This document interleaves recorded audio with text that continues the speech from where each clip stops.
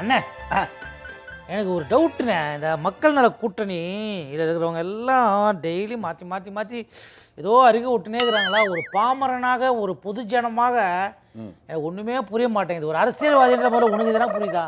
ஏய், அவங்களுக்கு வாயில வாஸ்து சரியில்லைன்னு நினைக்கிறேன். ஏன்னா கருப்பு துண்டுக்காரு இந்த 500 கோடி 1000 கோடி 1500 கோடியில வாயை விட்டு மாட்டிக்கிட்டு இப்ப சிக்கல்ல தவிச்சுக்கிட்டு வழக்கு வேற போட்டுக்கிறாங்க. ஆமா, அதுக்கு மேல அவங்க கேப்டனுடைய மனைவி வேற அது அவரு கருத்து, அது அவர்கிட்ட தான் கேட்கணும், எங்களுக்கு சம்மந்தம் இல்லை. ஆனாலும் கலைஞர் வந்து இந்த வழக்கை வந்து வாபஸ் பெறணும்னு சொல்றாங்க. இதை அவர் வழக்கை சந்திப்பாரு அப்படின்னு சொல்லியிருக்கலாம்.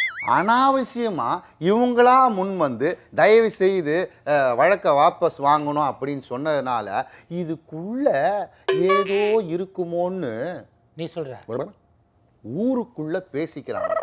கருப்பு துண்டுக்கார் தான் இப்படி பேசுறாருன்னா, சிவப்பு துண்டுக்காரு நம்ம தஞ்சாவூர் தலைவரை ஊருகான்னு சொன்னனால நான் இந்த 4 அணிக்குள்ளே போக மாட்டேன், அங்கே போனால் 110லேருந்து கிடைக்குமா 124லேருந்து கிடைக்குமான்னு அவரும் முறுக்கிக்கிட்டு நிற்கிறாராம். ஓ, முக்கியமான விஷயம், கருப்பு துண்டுக்கார் மேலே வழக்கு இருக்குது. சரி, இப்போது கேப்டன் மனைவி மேலேயே வழக்கு வருது. அவங்க என்ன பண்ணாங்க வழக்கு வருது? ஒரு கூட்டத்தில் மக்களெல்லாம் குஷிப்படுத்த குதூகலப்படுத்த சில வார்த்தைகள்லாம் பேசுறது சரிதான். ஆனா தேர்தல் கமிஷனு கழு கண்ணோட பார்த்துட்டு இருக்கு இல்லையா? அதனால தேர்தல் விதிமுறை மீறி பேசியதா கேப்டன் மனைவி மேல வழக்கு வரப்போதான். தேர்தல் விதிமுறை மீறி அவங்க என்ன பேசிட போறாங்க? இப்போ ஓட்டுக்கு காசு கொடுக்கறது அப்படிங்கிறது தப்பு. சத்தமா பேசுறது சட்டப்படி குற்றம். அது காசு கொடுக்கறதும் தப்பு, வாங்குறதும் தப்பு. ஆனா ஓட்டுக்கு காசு கொடுப்பாங்கோ, நீங்க வாங்கி வச்சுங்கோ, அப்புறம் எங்களுக்கு ஓட்டு போடுங்கோ அப்படின்னு கேப்டன் மனைவி வாய் விட்டுருக்காங்க. அதாவது இவங்க ஓட்டுக்கு காசு தர மாட்டாங்க, இன்னொருத்தர் காசு கொடுப்பாங்க, அந்த காசை வாங்கி நீங்க எங்களுக்கு ஓட்டு போடுங்கன்னு சொன்னாங்களா? ஆமா, அது மட்டும் இல்லடா, இதுல ரசிக்கக்கூடிய விஷயம்னா, நாங்க பாண்டவரணி தோற்றதா சரித்திரமே இல்லை அப்படின்னு சொல்லியிருக்காங்க. என்ன விஷயம்னா, இந்த மகாபாரதத்தை சரியா படிக்கல போல. கரெக்ட். இந்த பாண்டவரணியில தர்மர் தாயப்பாசு உருட்டினார்ல, அதனால தான் மற்ற பாண்டவர்கள்லாம் அஞ்ஞாதவாசத்தில் ரொம்ப அவஸ்தைப்பட்டாங்கன்னு சொல்ற ஊருக்குள்ள பேசிக்கிறாங்க. ஆனால் அது விளையாட்டான விஷயம் இல்லைண்ணே. இப்போ என்னன்னா, இப்போ நீ ஒரு மேட்ரு சொன்னிய, காசு வாங்கி ஓட்டு போடுன்ற மேட்ரு, இப்போ ஜனங்க ஆஹா இவங்க என்னடா அது ஆரம்பத்திலேயே நம்மளை தப்பு செய்ய தூண்டுறாங்களே, ஒரு இடத்துல துட்டை வாங்கினு அவங்களுக்கு துரோகம் பண்ணிட்டு இன்னொரு இடத்துல ஓட்டு போட சொல்றாங்களே, இவங்கள நம்பி நம்ம ஓட்டு போட்டு இவங்க ஆட்சிக்கு வந்தா இவங்க ஒழுங்கா நிர்வாகம் பண்ணுவாங்களான்னு நீ சொல்றியா? ஊருக்குள்ள பேசிக்கிறாங்கண்ணே. ஓ அடே, எனக்கு ஒரே சங்கடமா இருக்குடா.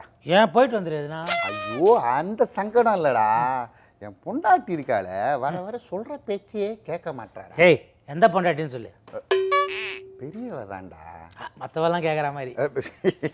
மற்றவங்க பேச்ச நான் கேட்பேன், என் ஒருத்தி தான் என் பேச்சை கேட்டுட்டு இருந்தா. ஆனால் டெய்லி ராத்திரி சப்பாத்தி போடுறேன். நல்லதானே?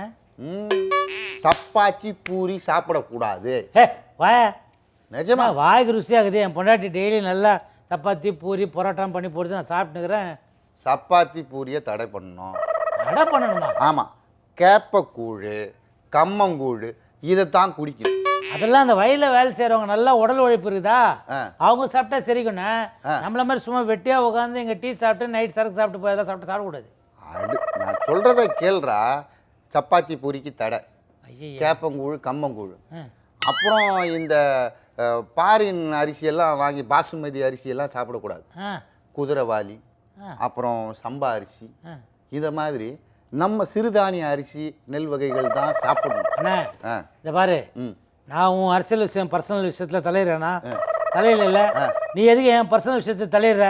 இதெல்லாம் நீ என்னை மாற்ற ட்ரை பண்ணாத. நான் சப்பாத்தி சாப்பிடுவேன், பூரி சாப்பிடுவேன், எல்லாம் சாப்பிடுவேன். பாசுமதி ரைஸில் பிரியாணி பண்ணி சாப்பிடுவேன். சாப்பிடக்கூடாது. சரி, காலையில் காப்பி குடிக்கிறியே, அதில் என்ன போடுற? காப்பியில் சக்கரை போடுவேன். சர்க்கரைக்கு தடை பண்ணிடுவோம்ல ஐயா. சர்க்கரை தடை. இனிமேல் கருப்பட்டி பனவெல்லம் இதைத்தான் போட்டு சாப்பிடணும். அப்படி சர்க்கரையை சாப்பிட்றதா இருந்தா வரி 10 மடங்கு ஏற்றிடும் சர்க்கரை மேலே. நீ வாழ்க்கையோட விளையாடுறேன்னு நினைக்கிறேன் நான். சரி, டெய்லி சரக்கு சாப்பிட்றியா? சாப்பிட்றியா? அது அந்நிய சரக்கு தானே. ஆமாம். இந்த பிராந்திங்கிறாங்க, பீருங்கிறாங்க, அதை கூட மேட்ருக்கு வா. அதெல்லாம் சாப்பிடக்கூடாது. பின்ன என்ன சாப்பிடணும்? ஆனால் பனங்கல், தென்னங்கல் இதெல்லாம் நாங்களே வந்து வியாபாரம் பண்ணுவோம். அதைத்தான் வாங்கி குடிக்கணும். ஏய் நீ என்ன விளையாடுற? நீ அச்சிருவோண்ணா. ஏய் அப்புறமா நீ படிக்கலை, ஒன்றுத்துக்கும் உதவ மாட்ட, எறும் மாடு மேய்க்க தான் லாய்க்கு அப்படின்னா கவலைப்படாத. கவர்மெண்ட் வேலை இருக்கு. அப்படியா? ஏய் இது நல்லா இருக்குதப்பா. மாடு மேய்க்கிறது கவர்மெண்ட் வேலை இப்படின்னு நம்ம நாம் தமிழர் இயக்கம் செந்தமிழர் பேசிக்கிட்டு இருக்காருப்பா. நிஜமா சொல்ற? ஆமா. அதுக்கப்புறம் அவர் சொன்னதுல முக்கியமான விஷயம் நெகிழித்தாள்களை தடை செய்வோம்னு. நீ இது மாதிரி புரியாத மொழியெல்லாம் பேசிட்டேன்னா எனக்கு வந்து டிரான்ஸ்லேட்டர் பண்ணாதான் புரியும். நெகிழித்தாள்னா பிளாஸ்டிக் கவரா. இதை வந்து உலகத்திலே யாருமே செய்ய முடியாது, நாங்கள் தான் செய்வோம். இப்போ பயங்கரமாக கூட்டணி அமைச்சிருக்கோன்னு பேசியிருக்காங்களே, அந்த தலைவர்கிட்ட போய் நெகிழித்தாள்னா என்னன்னு கேளுங்க, அவரே நெகிழ்ந்து போயிடுவாருன்னு அவரை கலாய்ச்சி காமெடி வேற பண்ணியிருக்காராம். ஆனால் இவரை ஒருத்தர் கலாய்ச்சிட்டாருல்ல என்னன்னு சேனலில். இவர் தான் நான் வந்து அந்த விடுதலை புலிகள் தலைவரை போய் பார்த்தேன், அப்படி பேசினேன் எப்படி பேசினான்லாம் ஒரு இன்டர்வியூ சொன்னார்ல, மீட்டிங்கில் பேசினார்ல. ஆமாம், அதெல்லாம் உண்மையில நடந்தது என்னன்ற மாதிரி ஒருத்தர் சொல்லிக்கிறாரு. எது உண்மை நமக்கு தெரியாது. எது உண்மை நமக்கு தெரியாது. ஆனால் எப்படியும் இந்த 5 பெரிய கூட்டணிங்க தான் போட்டியில் இருக்கும்.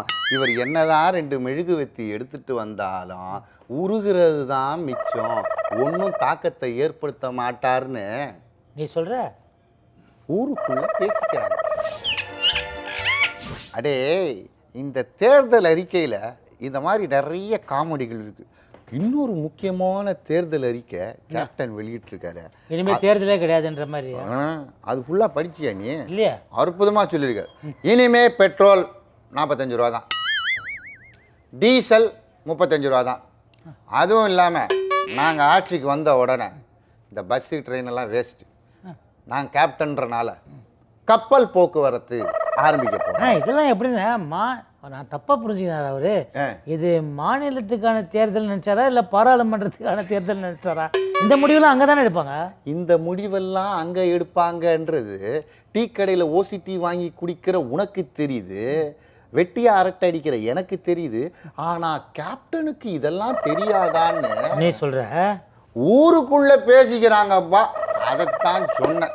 சரி இப்போ எனக்கு இப்போ சினிமா தேசிய விருது கொடுத்தாங்கன்னு ஆரம்பிச்சோம்ல. ஆமாம், விருது. அது மாதிரி ஒரு வேளை அரசியல்வாதிகளுக்கு இந்த மாதிரி ஒரு விருது கொடுக்குறாங்க வச்சுக்கோ. இப்போ நான் சில கேட்டகிரிலாம் சொல்லின்னு வரேன். அந்த கேட்டகிரியில் அந்த அவார்டு வாங்குறதுக்கு தகுதியானவங்க யாருன்னு நீ சொல்லுவியா? தாராளமாடா, தாராளமா. வெட்டா ஓகே, கரெக்டாக சொல்லுவியா? விருதுகளை மொத்தமாக ஆள்றது என்னோட பழக்கம். இருந்தாலும் என்ன இந்த போட்டியில் கலந்துக்காம மற்ற தலைவர்கள் வச்சு சொல்கிறேன். நீ திருஷ்டி பொம்மை நீ விடு. இப்போ சிறந்த பேர் வைக்கும் விருது யார் வாங்க? டைட்டில் விருது யாரு? நம்ம கருப்பு துண்டுக்கார் தான். திடீர்னு மானாக்குவான்றாரு, அதுக்கப்புறம் அங்கே போய் சேர்ந்த உடனே கேனாக்கு அப்படிங்கிறாரு. அதனால் அவர் தான் பெஸ்ட்டு டைட்டில் வைக்கிறார். சிறந்த நடன ஆசிரியர் விருது பார்க்கல நீ? நமக்கு நாமேல தளபதி தான்டா. அப்படி பார்த்தா இவரு கூட தான் ஆடிக்கிறாரு. யாரு? கேப்டன் கூட தான் ஆடிக்கிறாரு. 2 பேருக்கும் பயங்கர நாமினிஸ், 2 பேருக்கும் காம்படிஷன் இருந்தாலும் அவர் வேற கேட்டகரிக்கு போயிடுறதுனால நம்ம தளபதி தான் பெஸ்ட் நடனம். சரி ஓகே, நீ ஆசைப்படுற. ரைட். சிறந்த சண்டை பயிற்சியாளர் விருதை தூக்கி அடிச்சிடும் பத்துக்கு. யாரு இது? இது என்ன விரு? இதுக்கு ஆப்போனன்ட்டே இல்ல, வேற யாருமே நாமினேட்டே பண்ண.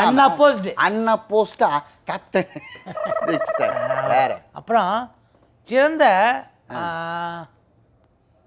அறிக்கை விருது. முக்கியமான அறிக்கை. நம்ம ஆளும் கட்சி இருக்குல்ல, அதில் செய்தி தொடர்பாளர் பெண்மணி இருக்காங்களே, எல்லா டிவிலையும் பேசுகிறாங்க, அவங்களுக்கு தான் சிறந்த ஸ்டேட்மெண்ட் விருது கொடுக்கணும். ஏன்னா அவங்க ஒரு ஸ்டேட்மெண்ட்டு சொல்லியிருக்காங்க. எங்கள் தலைவி மீது ஊழல் வழக்கு இல்லை, சொத்து குவிப்பு வழக்கு தான் இருக்குன்னு. இந்த ஸ்டேட்மெண்ட்டுக்கே அவங்களுக்கு 1000 அவார்டு கொடுக்கலாம்டா. ஒரு படத்தில் இவர் செஞ்சு சொல்லுவார, பூன்னு சொல்லலாம் புஷ்பன்னு சொல்லலாம். அது மாதிரியா? சாரி. சிறந்த பார்வையாளர் விருது யாருக்கு? வேற யாருக்கு? ஏண்டா தேர்தல் ஆரம்பித்து அவங்கவுங்க கூட்டணி எல்லாம் வச்சு மக்கள் நல கூட்டணி பிரச்சாரத்துக்கெல்லாம் போய் வேட்பாளர் நேர்காணல் தேர்வெல்லாம் ஆளுங்கட்சியில் தொடங்கி சூரிய கட்சி வரைக்கும் சூடாக நடந்துட்டு இருக்கும் போது என்னங்க நீங்கள் எந்த கூட்டணி அப்படின்னா அடுத்த வாரம் சொல்வேன்னு அமைதியாக இங்கே நடக்கிறதெல்லாம் பார்த்துட்டு இருக்காரு தஞ்சாவூர் தலைவர். அவருக்குத்தான் சிறந்த பார்வையாளர் விருது. ஸோ என்னென்ன விருது இவங்களுக்கு தான் போய் சேரணும்னு நீ சொல்கிற. இந்த விருதெல்லாம் இவங்களுக்கு கொடுக்கலான்னு ஊருக்குள்ள பேசிக்கிறாங்க. ஓகே நேயர்களே, நம்ம நிகழ்ச்சியை நிறைவு செய்யறதுக்கு முன்னால் இப்போ நம்ம நிகழ்ச்சியில் வரப்போகிறது பேரட் பஞ்ச். உனக்கு ஒன்று தெரியுமாப்பா? ம் நம்ம கேப்டன் மனைவி ம் கேப்டனை பற்றி பேசுறது புரியலன்னு சொன்னதுனால அவங்க ஆவேசப்பட்டு ஒரு மீட்டிங்கில் ம் எம்ஜிஆர் குண்டடிப்பட்ட பிறகு பேசினாரு, உங்களுக்கு யாருக்குன்னா புரிஞ்சுதா அப்படின்னு கேட்டுருவாங்கப்பா. இதை கேள்விப்பட்ட அவங்க தொண்டர்கள்லாம் ரொம்ப கொதிச்சு போயிருக்காங்களாம். ஐயோ, வர வர இந்த கூட்டணியில் இருக்கவங்கெல்லாம் என்ன பேசணும்னு புரியாமையே பேசுகிறாங்க போல இருக்கு. சரி, நமக்கு என்ன வந்தது? நேயர்களே, மீண்டும் நாளை பல சுவாரஸ்யமான தகவல்களோடு உங்களை சந்திக்கும் வரை உங்களிடமிருந்து விடைபெறுவது Easter ji and Parrot G.